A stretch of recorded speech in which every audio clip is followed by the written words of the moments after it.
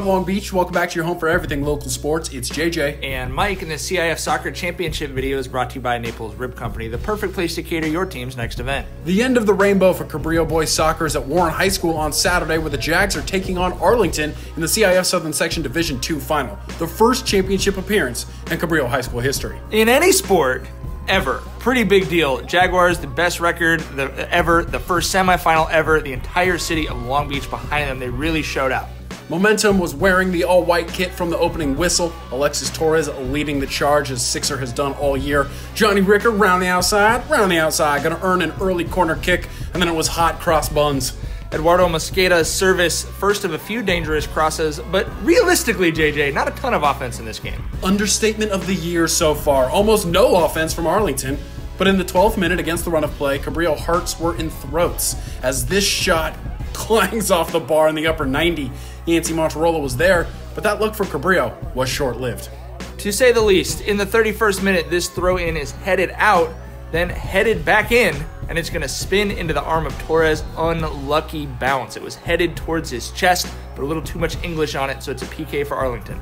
Monterola was up for it, guessed right, but that's a strong finish from Gustavo Aguilera. He puts the genie in the bottle, and it's 1-0 Arlington. Cabrillo, unfazed, continue to create opportunities, but we're going to halftime 1-0. Shout out again to the West Side and all of Long Beach for supporting this team. This is the biggest Jaguars crowd we've ever seen, hands down. Oh, it was so much fun. It was awesome to have a crowd like that here supporting history for the Jags, but the game, unfortunately, was a story all too familiar for those fans in the second half.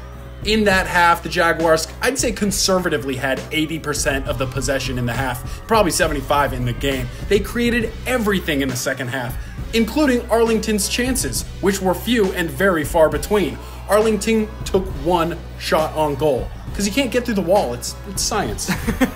It was definitely one of those games that you didn't necessarily feel like either team deserved to win or lose. Very even in what felt like a scoreless draw that was going to go to PKs, except that there was a PK. Arlington, winner. Arlington always pays their debts dinner. 1-0 for the Lions. Yeah, that's a tough one for Cabrillo to swallow because they kept trying to play the right way, play the beautiful game.